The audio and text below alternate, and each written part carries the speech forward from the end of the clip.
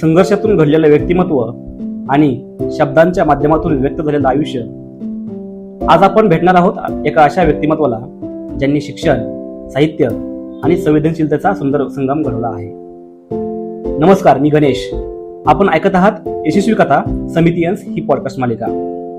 विद्यार्थी सहाय्यक समितीच्या माजी विद्यार्थ्यांच्या अनुभवातून आपण ऐकत आहोत. आज आपल्यासोबत आहेत समितीच्या माजी विद्यार्थिनी, साहित्य क्षेत्रात उल्लेखनीय कार्य करणाऱ्या आणि पियूची वही या कादंबरीला साहित्य अकादमीचा बालसाहित्य पुरस्कार देखील मिळालेला आहे अशा डॉक्टर संगीता बर्वे मॅडम.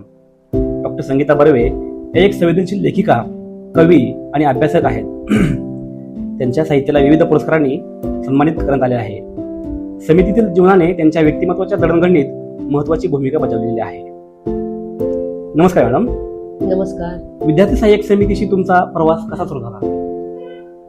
मी पुण्यामध्ये आले ते साधारण 1983 मध्ये 12वी नंतर. ओके. आणि अष्टांग आयुर्वेद महाविद्यालयामध्ये मी प्रवेश घेतला आयुर्वेदाच्यासाठी. त्यावेळी कुठे राहायचं असा प्रश्न आला. मग मी एका हॉस्पिटलमध्ये राहत होते आणि हॉस्पिटलमध्ये काम करून राहत होते. पण नंतर मला असं कळलं की ग्रामीण भागातील विद्यार्थ्यांसाठी असं एक वसतिगृह आहे आणि तिथे आपल्याला प्रवेश मिळू शकतो. मग मी तिथे चौकशी केली आणि तो अर्ज वगैरे सगळं भरला आणि मला समितीमध्ये प्रवेश मिळाला. 1984 मध्ये मी मला वाटतं समितीमध्ये प्रवेश घेतला आणि मग 84 साल, 85, 86, 87, 88 अशी 5 वर्ष मी समितीमध्ये होते. कारण आमचा कोर्स होता 6.5 वर्षाचा. 6 वर्षाची इंटर्नशिप आणि 6 महिन्याची इंटर्नशिप आणि 6 वर्षाचा कोर्स असा होता. मग समितीमध्ये आपलं कुठलं सुमित्रा सदनमध्ये आम्ही होतो आणि 70 मुलींचं ते हॉस्टेल होतं. तर ते अतिशय तिथे सगळ्या मुली वेगवेगळ्या भागातून आलेल्या, ग्रामीण भागातून आलेल्या, सगळ्यांशी हळूहळू परिचय होत गेला. मग मैत्रीमध्ये रूपांतर होत गेलं आणि आपापले प्रश्न कसे सोडवायचे ह्याचं एक चांगलं भान सगळ्या ग्रुपमुळे, अशा मैत्रिणींमध्ये येत राहील.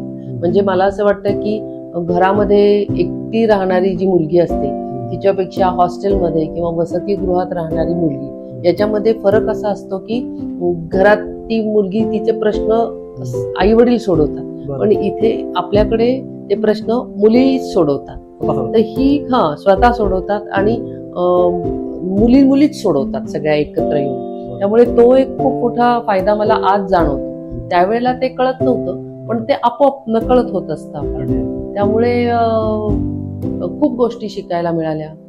त्या काळात दैनंदिन जीवन कसं होतं? खूपच चांगलं दैनंदिन जीवन होतं की 5:30लाच उठायचं, योगासनं करायची, नंतर लगेचच चहा तिथे तो खाली करायचा. मग जेवण असायचं, ब्रेकफास्ट नव्हता, जेवण असायचं डायरेक्ट. आणि संध्याकाळी 7 वाजता 7च्या आत वसतिगृहात असं असायचं आणि 7:30ला जेवण असायचं.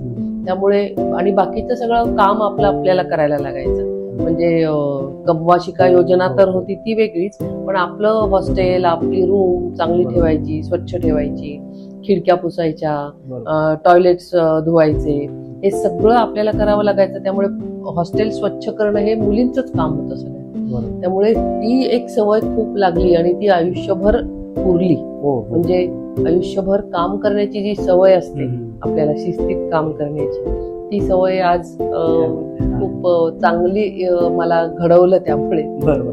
त्या काळात नेमक्या अशा कुठल्या अडचणी होत्या की त्यातून तुम्हाला संघर्ष करावा लागला असता? खूप अडचणी होत्या. म्हणजे काय म्हणूया आता, जेवणा खाण्यापासून सगळ्याच एकूण 2च वेळचं जेवण असायचं आणि ते पण फारसं असं जायचं नाही असं पण व्हायचं. पण वजन एकदम कमी झालं होतं आणि अभ्यास खूप करावा लागायचा. म्हणजे माझं फोकस होतं की आपण ग्रामीण भागातून पुण्यामध्ये शिकायला आलोय, तर अभ्यास आहे की अभ्यासच करायचा आणि प्रत्येक वर्षी चांगल्या मार्कानं पास व्हायचं हे ध्येयच ठेवलं होतं. त्यामुळे आयुर्वेदाचा अभ्यास खूप होता. म्हणजे अॅनाटॉमी, फिजिओलॉजी पासून संस्कृत साहित्यापर्यंत पुष्कळ अभ्यास होता. चरक होता, सुश्रुत, वाग्भट, निघंटू हे मोठे मोठे ग्रंथ होते. पण ते सगळे ग्रंथ आणि ती पुस्तकं आपल्या वाचनालयामध्ये मिळायची, त्यामुळे तो एक त्याचा फायदा होता. आणि अडचणी आणि संघर्षाचे की राहायचे कुठं, राहुल टॉकीजच्या तिथे आपलं हॉस्टेल, कॉलेज कुठे, SP च्या इथे, तर ते सायकलवर यायचं. सायकलवर येऊन मग मी कबड्डी खेळायचे, त्यामुळे कबड्डी शिकवायला मी स्काउट ग्राउंडवर जायचे, तिथे थोडेसे पैसे मिळायचे. मग तिथून मग परत घरी यायचं. हे एक डेली रुटीन होतं. पण ह्या रुटीन मध्ये त्यावेळेचा संघर्ष म्हणजे असं सांगता येणार नाही मला आता, ते सगळं मला आठवावं लागेल. पण घरी आई वडिलांकडे मी फारशी जायचे नाही, कारण मला हॉस्टेलच आवडायचं फार आणि मुली आवडायच्या सगळ्या. मुलींमध्ये राहण्याची एक सवय झाली होती, त्यामुळे सुट्टीत सुद्धा आम्ही हॉस्टेललाच राहायचो, काम करून अभ्यास करायचो. मग वेगवेगळ्या हॉस्पिटल्स मध्ये मी जायचे, हॉस्पिटलमध्ये कामं करायची.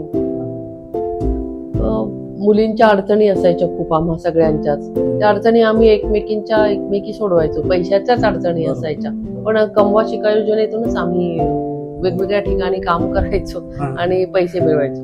इव्हन योगासनं सकाळी 5:30ची दरवर्षी मीच घ्यायचे बॅचेस. मग त्यामुळे त्याचे 50 रुपये मिळायचे आणि 70 रुपये महिना होतं जेवण.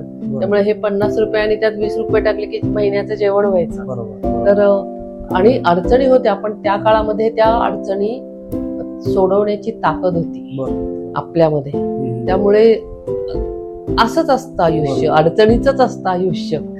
हे सगळ्यांनाच आपल्याला वाटत आलेलं आहे. त्यामुळे आपण अडचणी सोडवण्यातच अजूनही तसंच करतो. म्हणजे किती छान आपण पुढे वर आलो तरी अडचणीचे प्रकार वेगवेगळे होत जातात आपले, पण ते असतातच प्रत्येक. पण तुम्ही पेशानं डॉक्टर आहेत आयुर्वेदामध्ये, पण साहित्याकडे कसे वळलात तुम्ही, किंवा लेखनाची सुरुवात कशी केली? खरं तर लहानपणापासून मला वाचनाची आवड होती, लिहिण्याची पण आवड होती. लहानपणापासून मी लिहित होते, पण ते आपल्या पुरतं होतं. आणि मुख्यतः म्हणजे मला असं वाटतं की जरी मी डॉक्टर झाले तरी ती माझी वाचनाची, लेखनाची आवड ही उपजतच होती. म्हणजे मला वाटतं ती जन्मजातच असावं लागते, जी प्रतिभा असते. त्यामुळे होत गेलं. म्हणजे हॉस्टेलवर असताना सुद्धा मी लिहित असे, पण ते माझ्या पुरतं असायचं. पण नंतर मग लग्न झाल्यानंतर जेव्हा मी ग्रंथालय लावलंय, त्यामध्ये मला दिसलं की अरे दिवाळी अंकांमध्ये कविता येतात. मग मी तिथला पत्ता उतरवून घेतला, मग ते पाठवायला सुरुवात केली आणि मग मला त्याचा रिस्पॉन्स खूप चांगला यायला लागला. मग थेट मौज पर्यंत माझ्या कविता प्रकाशित व्हायला लागल्या. मग मौजचे संपादक श्रीनिवास विनायक कुलकर्णी घरी यायला लागले. मग ते मला म्हणायचे काय लिहिलं संगीताबाई, दाखवा. मग मी त्यांना दाखवायचे. मग त्यातले ते 4-5 कविता घेऊन जायचे आणि त्यातली एक ते दरवर्षी दिवाळी अंकामध्ये छापायचे. मग असं करता करता मी ते किती वेळा यायचे माझ्याकडे दरवर्षी. सुमित्रा भावेंकडे वगैरे पण ते उतरायचे, तेव्हा ते मला सुमित्रा भावेंकडे बोलवून घ्यायचे. नंतर त्यांनी मला असं सांगितलं की संगीताबाई मी तुमच्याकडे का येतो, तुम्हाला माहितीये का?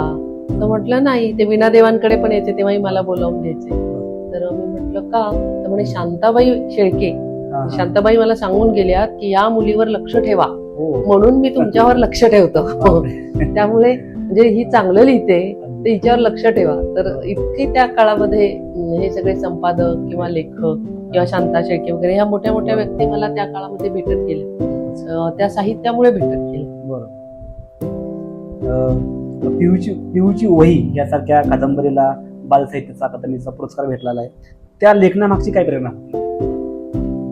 खूप मागे जावं लागेल त्यासाठी की माझे वडील चित्रकार होते. ते चित्रकला शिक्षक होते. अभिनव मध्ये JJ मध्ये त्यांनी परीक्षा दिल्या होत्या आणि त्यांची नोकरी गेली होती. जी खेडेगावात असताना ते ज्या शाळेमध्ये होते ती शाळेची नोकरी त्यांची गेली, तर ते जे हातात पडेल ते काम करायला लागले. मग त्यामध्ये त्यांना घर रंगवायचं काम आलं तर घर रंगवलं, देऊळ रंगवायचं काम आलं तर देऊळ रंगवलं. तर मी त्यावेळेला लहान होते, तर मी म्हटलं की बाबा देऊळ रंगवायचं एवढं मोठं? तर ते म्हणाले जे आता आपल्याला आपली परिस्थितीच आता अशी आली की जे हातात काम मिळेल ते करावं लागणार. तर त्यांनी मला पण बरोबर घेतलं त्यावेळेला मी त्यावेळेला 3री-4थीत असेल. पण त्यांनी नगरला मला नेलं, रंग सगळे आणले, ऑइल पेंट वगैरे, आणि नदीच्या त्या घाटाच्या पायऱ्या उतरून आम्ही नदीतून चालत रोज जायचो 2-2.5 महिने. आणि ते चांदेगावचं देऊळ, एक मोठं देऊळ होतं, ते त्यांनी रंगवलं. पण ते रंगवताना त्यांनी माझ्यासाठी पण हातात छोट्या छोट्या बाटल्या दिल्या आणि मला म्हणाले की हे माझं देऊळ रंगवून होईपर्यंत हे समोरचं ते छोटंसं देऊळ आहे ते तू रंगव. तर मग मी ते जसं जसं करतील तसं मी करत गेले आणि ते छोटं देऊळ मी रंगवलं. त्यानंतर मग लग्न झाल्यानंतर मी ज्या वसाहतीमध्ये माझा दवाखाना सुरू केला झोपडपट्टीमध्ये, तर तिथे तो दवाखाना रंगवायला मी एका माणसाला तिथल्याच सांगितलं. तर 2-3 दिवसांनी मी गेले तिथे, तर तो दारू पिऊन पडला होता तिथे आणि ते तसंच पडले होते रंगांचे डबे. मग मी त्याला बाहेर काढलं आणि सगळ्या खोलीला मी एकटीनं रंग देऊन टाकला 2-3 दिवसात, छतापासून सगळं. कारण मला ते त्या काळातलं ते आठवत होतं सगळं, त्याच्यामुळे मी ते सहजपणे केलं काम. म्हणजे मला असं वाटलंही नाही की, आणि आपली समितीची पण एक कष्टाची हे असणार.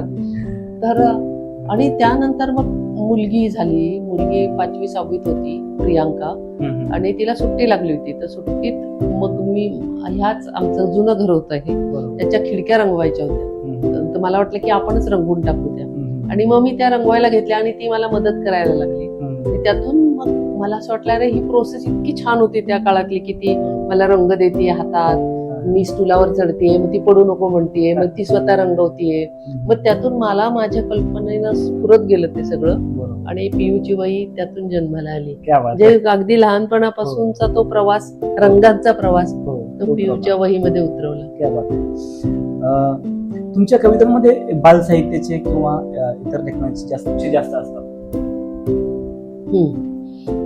खरं तर तसं विषय जास्त असतात ते बरोबर आहे, पण माझा पहिला संग्रह जो आहे मृगतृष्णा, तो शांताबाई शेळकेंनी रिकमेंड केलेला होता आणि तो पद्मगंधा प्रकाशनाच्या अरुण जाखलेंनी काढला होता. दुसरा जो संग्रह होता दिवसाच्या वाटेवरून, तर त्यावेळी ह्या घरामध्ये नाधो महानोर आले होते आणि 2.5-3 तास ते माझ्या कविता वाचत होते. त्यांनी त्या कविता पॉप्युलरला त्यांनी सांगितलं की माझ्या आधी संगीताबाईंचा संग्रह करा. तर दिवसाच्या वाटेवरून संग्रह तो झाला. आणि तिसरा जो आला अंतरीच्या गर्भी, त्याची एक वेगळीच गंमत आहे. तर ती गंमत अशी आहे की हे सगळे दोन्ही संग्रह मोठे होते, मोठ्यांचे ते संपले. आणि एकदा माझ्या मुलीला दुबईला जायचं होतं, धाकट्या मुलीला प्रांजलीला. तर तिचा पासपोर्ट संपला असं लक्षात आलं आमच्या, आणि हे घर आमचं रिन्युएट करायचं होतं आणि आम्ही दुसरीकडे राहत होतो आणि पत्ता या घराचा दिला, म्हणजे पाडलेल्या याचा. तर ते चालत नसतं वाटतं तसं, तर ते कळलं नाही आम्हाला. मग सगळ्या पोलीस स्टेशनला आम्हाला फिरावं लागलं, सहकार नगर, पद्मावती वगैरे वगैरे. तर प्रत्येक जण म्हणायचं नाही पत्ता तुमचा बदललेला, तुम्ही आता इकडे जा तिकडे जा. मग एक कॅम्पात जा आता. मग कॅम्पात गेलो. कॅम्पात एक आम्हाला भेटले पोलीस, तर त्यांना दया आली जरा. म्हटलं हो या मुलीला जायचंय, तिला मिळणार नाही आता जायला. तर त्याने आमचे पासपोर्ट ऑफिसर नवीन आले, तर ते तुमचं काम करतील, तुम्ही त्यांच्याकडे जा. मग त्यांच्याकडे गेलो, तर ते म्हणाले तुम्ही काय करता? म्हटलं सर मी डॉक्टर आहे आणि मी लिहिते. त्यामुळे तुमचं नाव वाचलंय मी, तुमच्या कविता पण वाचल्या, कारण मी IPS केले ते मराठीतून केलंय. म्हणजे भूषण गगराणी जे आहेत त्यांची प्रेरणा घेऊन मी IPS मराठीतनं केले. मला तुमच्या कविता वाचायला द्या. तर मी म्हटलं हो माझ्याकडे झेरॉक्स आहे. तर त्याने बरं द्या झेरॉक्स द्या. तर मग त्यांनी माणूस घरी पाठवला, मी झेरॉक्स त्यांना दिल्या आणि त्या त्यांना इतक्या आवडल्या कविता.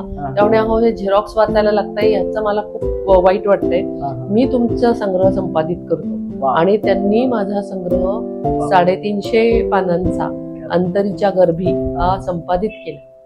तर म्हणजे काहीही आधी सुरुवातीला परिचय नसताना आपलं साहित्य इतक्या मोठ्या माणसांपर्यंत पोचतं आणि ते आपली दखल घेतात, याचं मला. त्यामुळे मोठ्यांचं साहित्य लिहिलंच, पण बालसाहित्यही मला मी रमले त्याच्यामध्ये. तेही लिहिते, हेही लिहिते, गीतही लिहिते. म्हणजे धर्मवीर चित्रपटातलं भेटला विठ्ठल माझा भेटला विठ्ठल हे गाणं मी लिहिलेलं आहे. मुंबई पुणे मुंबई मधलं बँड बाजा बरात घोडा ते गाणं मी लिहिलेलं आहे. इश्कवाला लव पिक्चर मधलं किंवा कंडिशन सप्लाय, अशी मी जवळजवळ म्हणजे मी मोजली गाणी युट्यूब वरची, तर माझी 60 गाणी रेकॉर्डेड आहे. खूपच म्हणजे म्हणजे गीतकार म्हणून किंवा अनुवादक म्हणून सुद्धा मी काम केलेलं आहे.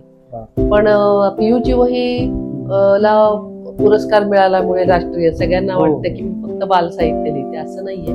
मी मोठ्यांच्याही कविता लिहिल्यात, गीतही लिहिली आहेत, अनुवादही केलाय. समितीमध्ये असताना तिथल्या वातावरणाचा तुमच्या लेखनावर कसा परिणाम झाला, त्याचा काय रोल तुमच्या लेखनामध्ये आहे? समितीवरच्या वातावरणाचा परिणाम म्हणजे त्यावेळी सुद्धा मी लिहित होते. त्यावेळी आमचा एक ग्रुप होता छान, आणि त्या ग्रुपमध्ये आम्ही आपल्या फर्ग्युसन रोडवर जे मिळायची ना रद्दी चे पुस्तकं असायची बघा, तर त्याच्यामध्ये वेगवेगळे कविता संग्रह मिळायचे. ते अगदी छोट्या छोट्या किमतीला मिळायचे. ते आम्ही विकत घ्यायचो आणि आम्ही त्याचं वाचन करायचो. म्हणजे खूप कुसुमाग्रजांच्या कविता, इंदिरा संतांच्या कविता, पुशी रेगेंच्या कविता, शांताबाईंच्या कविता ह्या आम्ही त्याच काळामध्ये म्हणजे त्यावर फिदा होतो कवितेवर मी अगदी. आणि माझी मी लिहित होते, पण मी कोणाला सांगत नव्हते. पण समितीमध्ये मी खूप ऍक्टिव्ह होते. म्हणजे गॅदरिंगची GS होते किंवा खूप आम्ही एकमेकांना, मुलं मुली पण एकमेकांना खूप मदत करायचो, अडचणी सोडवायचो. म्हणजे सायकल कोणाला नसेल तर सायकल एकमेकांना देणं, वेगवेगळ्या गोष्टी, खूप छोट्या छोट्या गोष्टी आम्ही एकमेकांकरता करत होतो. त्यामुळे त्या समितीच्या वातावरणाचा तसा परिणाम झालाच असणार, कारण एकतर अभ्यासाची खूप सवय होती. समितीत राहून समितीचं काम, समितीतलं सगळं हे, म्हणजे कॉलेजपेक्षा मला समितीत जास्त आवडायची. हो, म्हणजे समिती अनौपचारिक शिक्षण, अनौपचारिक शिक्षण म्हणजे भिंतीबाहेरची शाळा जे म्हणतो ना आपण, ती समिती होती खरं सांगायचं तर. आता आजच्या विद्यार्थ्यांना तुम्ही विशेषतः संघर्ष करणाऱ्यांना तुम्ही काय सांगा? संघर्ष करणाऱ्यांना मी असं सांगणार की संघर्षच करत राहा. कारण संघर्षाशिवाय काही नाही आपल्या आयुष्यामध्ये. यश म्हणाल, यशासाठी संघर्ष असं नाही, पण आयुष्य हे संघर्षच असतं. किती तुम्ही कुठल्याही म्हणजे मोठ्या पदाला पोहोचाल, प्रत्येक वेळची अडचण, प्रत्येक वेळचा संघर्ष वेगवेगळा असतो. विद्यार्थी दशेतला वेगळा असतो, त्याच्या पुढे तुम्ही समजा नोकरीला लागलात किंवा तुम्ही बिझनेस करायला लागलात तर तो वेगळा असतो. माझा दवाखाना काढला त्यावेळेचा संघर्ष वेगळा होता. आता मी जेव्हा लिहायला लागले तो वेगळा संघर्ष आहे. त्यामुळे संघर्ष हा करावाच लागतो प्रत्येकाला. त्यामुळे तुम्ही त्याचं कोणालाच वाईट वाटत नाही. प्रत्येक जण आपापल्या परीनं तो करतच असतो. त्यामुळे असं काही मला सांगायचं नाही, ते करतच असतात प्रत्येक जण. तुम्ही सुद्धा करत असणार, संघर्ष करताय ना, मग काय प्रत्येकाच्या वाट्याला येतो संघर्ष, आणि तो करायचाच असतो. तर खरोखर डॉक्टर संगीता बर्वे मॅडम, तुमचा प्रवास खरोखर प्रेरणादायी आहे. संघर्ष, संवेदनशीलता आणि साहित्य यांचा सुंदर संगम तुमच्या आयुष्यातून दिसतो आहे. आमच्या श्रोत्यांसाठी हा संवाद नक्कीच प्रेरणादायी ठरेल. धन्यवाद. श्रोत्यांनो, ही होती यशस्वी कथा समिती अंश मालिकेतील आणखी एक खास भेट. अशाच प्रेरणादायी कथा ऐकण्यासाठी आम्हाला फॉलो करा. पुन्हा भेटूया पुढील भागात. धन्यवाद.